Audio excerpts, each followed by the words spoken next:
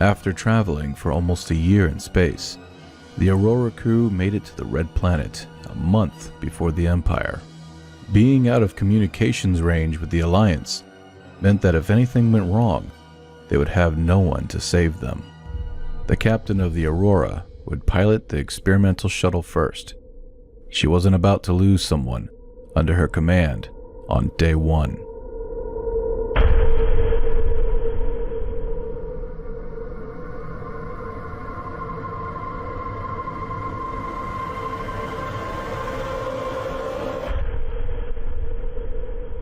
If the worst was to happen, the crew would scrub the mission around Duna and wait in deep orbit for the return back to Kerbin.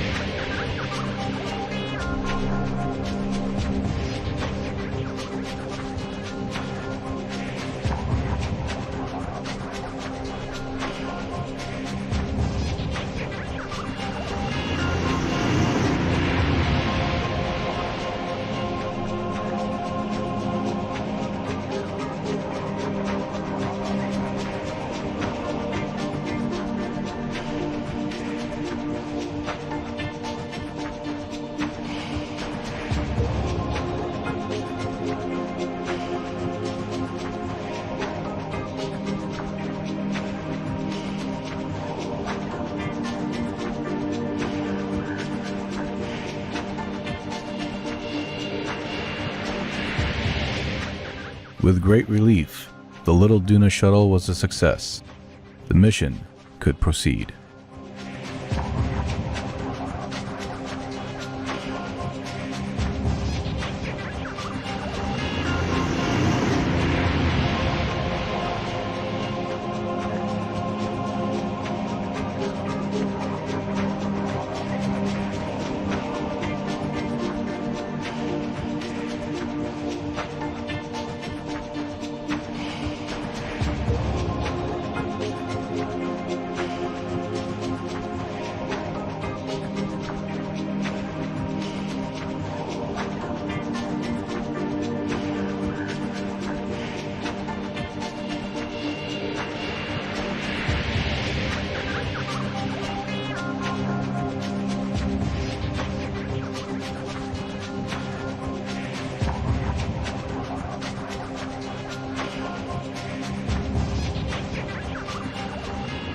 To save fuel and time, the shuttle would be packed with air, food, and water to last for many days on the planet's surface.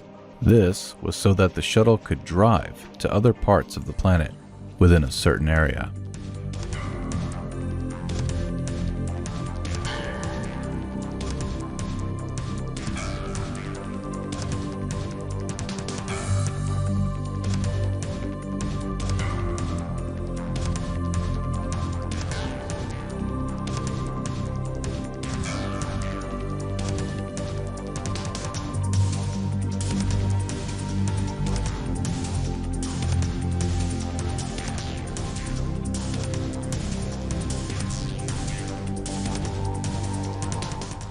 After collecting the science in that area, the shuttle would redock with the Aurora, refuel, and head to another area where it could visit as many biomes as possible within a given time.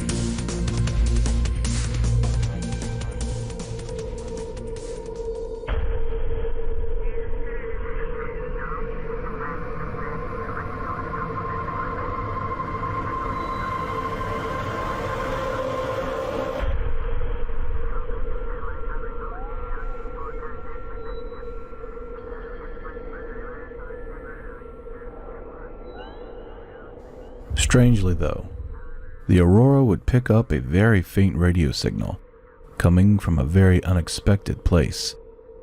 Ike, the moon of Duna. This left the crew scratching their heads as to what or where the signal was coming from. But before they could speculate anything, they would pick up another radio signal, except this one was coming from a place they were very well aware of. Time was running out. They needed to collect as much science as possible from Duna before the Empire reached them.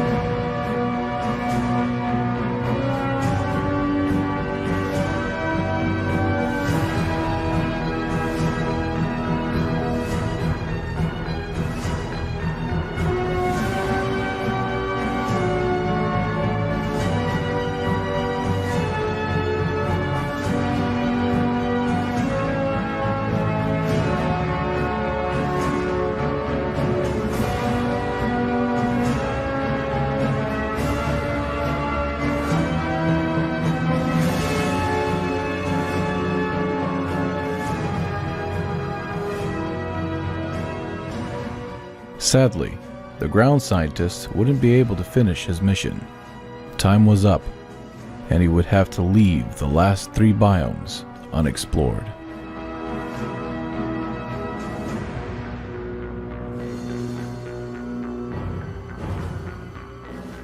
The Aurora would set a course to Ike to not only get away from the possibly hostile Imperial ship, but also to investigate the ghost radio signal. While at Ike, they would proceed to try and find the body of the URA commander that stayed behind from the first Duna mission, all while collecting as much science as they could while there was still time.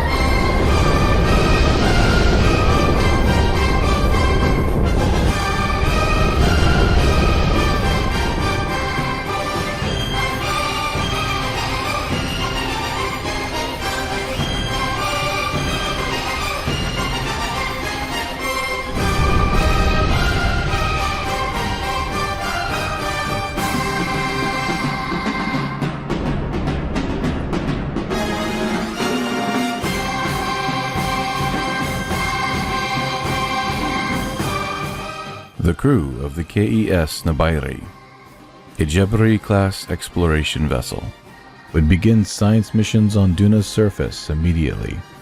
They knew that the Alliance ship had plenty of time to fish out the pond before they got there.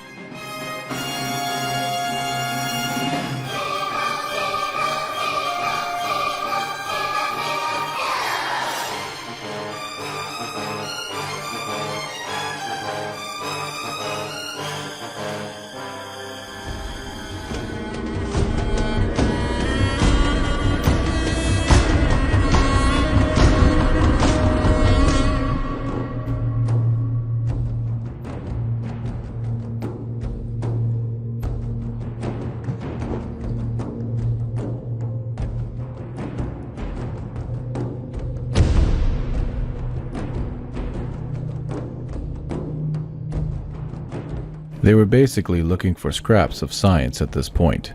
Luckily, they found a few biomes that hadn't been touched yet, but the problem was that it wouldn't be enough to save their empire from ruin. Ike would be their last hope, but as it turned out, the Alliance was already there as well. Things were looking grim for the Empire.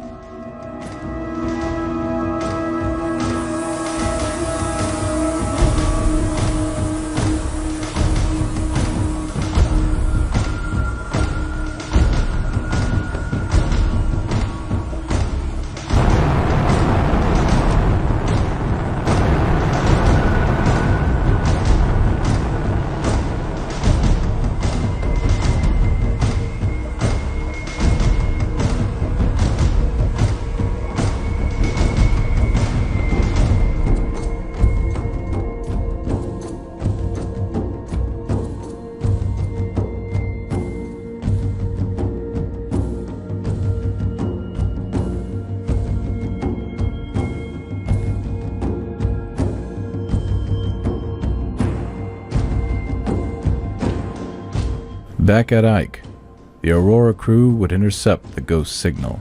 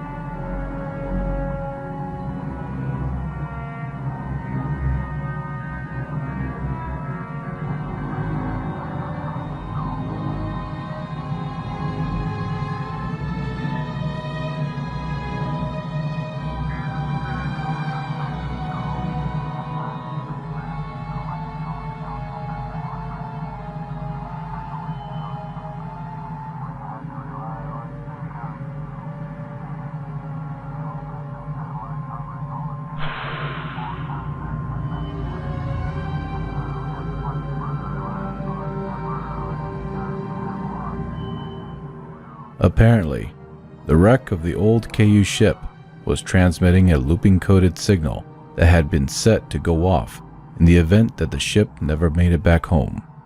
The wreck of the KUS Horus still had working solar panels for power and must have been transmitting for years.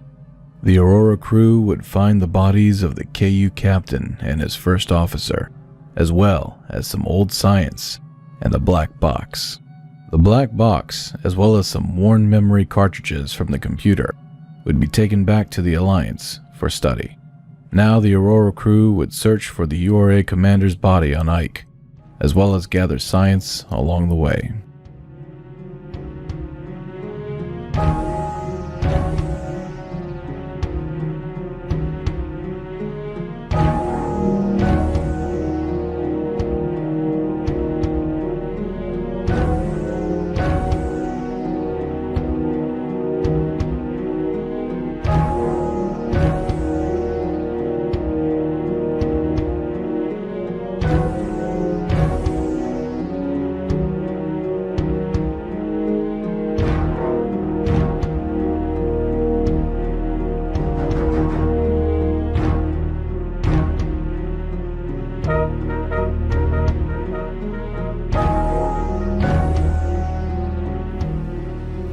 However, it didn't take long for the Alliance ground scientists to receive an emergency abort signal from the Aurora captain. There was no time to explain. The shuttle needed to get back to the Aurora ASAP.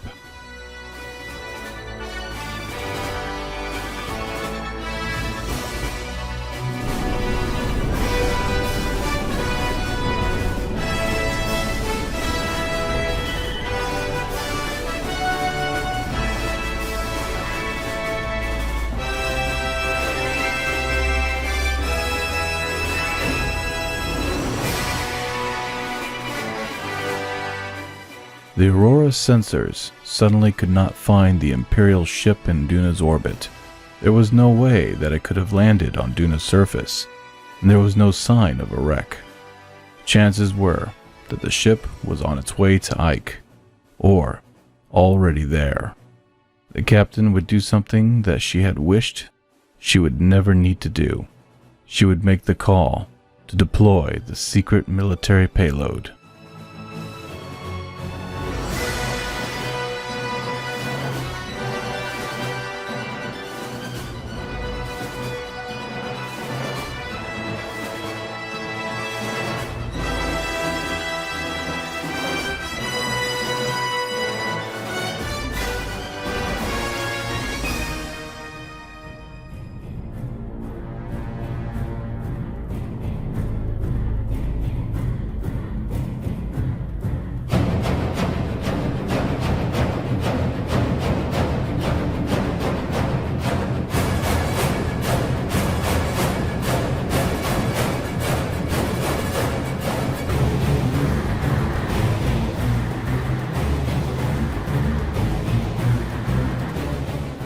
The captain of the KE ship requested to speak with the Aurora captain. The Nabirye had a huge dilemma. It needed to return to the Empire with enough science so that the Empire could sell the science to the Alliance and surrounding countries. In doing so, the Empire could kickstart its economy and begin opening trade negotiations with the world. They pleaded with the Aurora. Returning to the Empire with scraps would ensure the Empire's inevitable collapse. This meant civil war and bloodshed, as the Imperial Council of Warlords would fall apart and then take their armies to conquer new lands for themselves. They humbly requested that the Aurora would spare them some of their science, just enough so that war could be avoided and their empire's economy could be saved. The captain of the Aurora knew that handing over scientific sensitive data to a known hostile nation could be viewed as treason, but she also knew that the Egyptian Empire captain was telling the truth. A lot of people would die if the Nabirye returned almost empty-handed. Knowing what it could do to her career, she agreed with the Egyptian captain. They would help them out on good faith, giving them just enough science to stop the war. The Egyptian captain was close to tears when he heard her decision. He thanked her and even gave the whole Aurora crew an invitation to his private estate when relations between the Empire and the Alliance became more hospitable. But not everyone agreed with the Alliance captain's decision. There was some arguing on board the Aurora. The Aurora captain would order the shuttle to be set up to transfer 1/3 of their science over to the Empire, just enough to keep possible war at bay.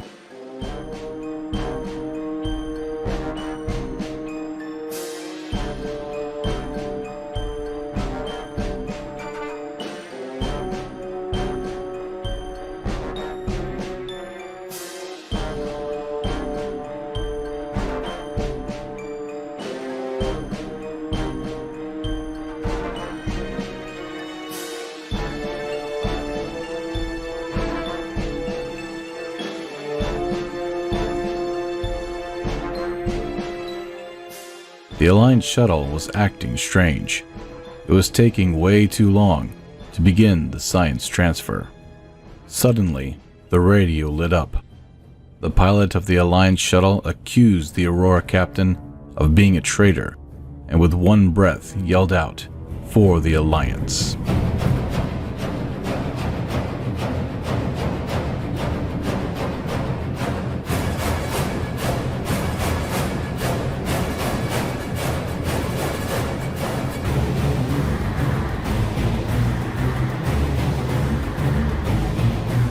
The Nabirye would arm its weapons, while its captain yelled out on the radio as to what was the meaning to all of this. The Aurora captain would desperately try to resolve the problem and convince the KE ship to stand down.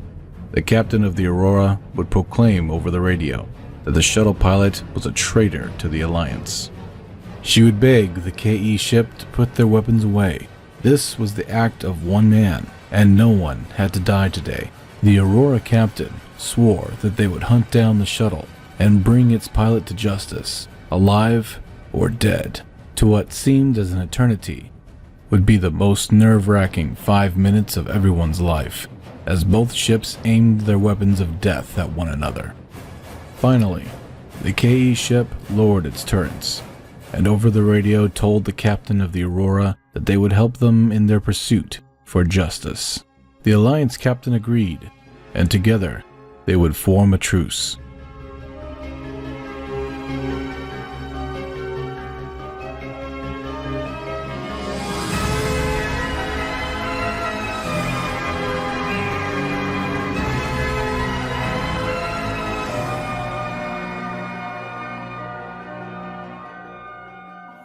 The KE ship would send out a search party to locate but not engage the hostile shuttle.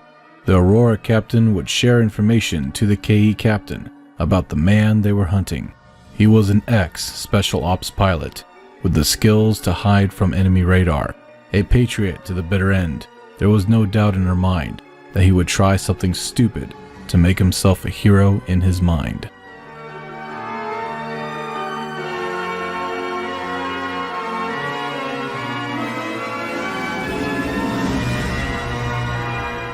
No sign of him. The KE shuttles would return back from their search. The Alliance captain was not convinced, however.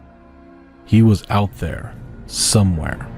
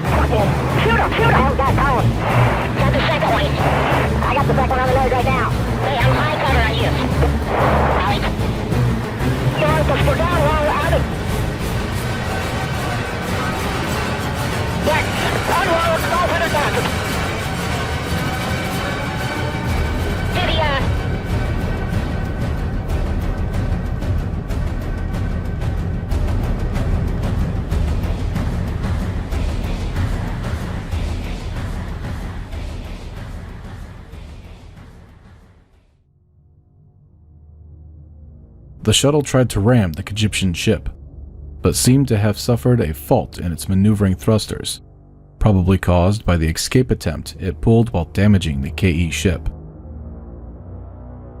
The KE captain would send a shuttle to collect the science from the destroyed vessel. When he asked the Aurora captain if she wanted them to retrieve the pilot's body, she would answer, no. If the Alliance wants to retrieve his carcass, they can send someone else to do it.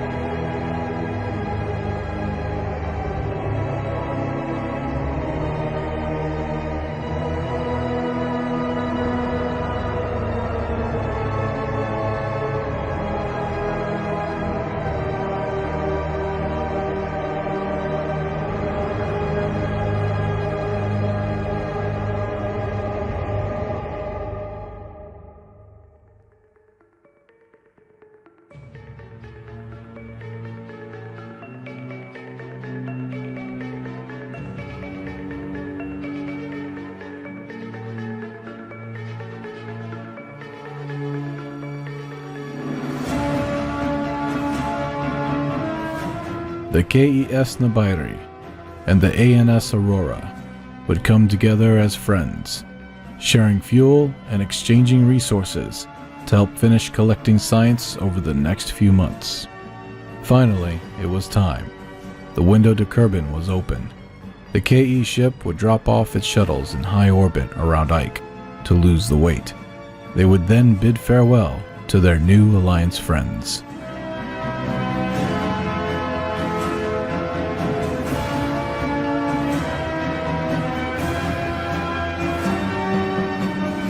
The Aurora, too, would detach their heavy military weapon and have it crash into Ike. All in all, The mission to Duna was a success. War was avoided, and the new relations between the Empire and the Alliance could open new doors to a better, brighter future for all of Kerbal kind.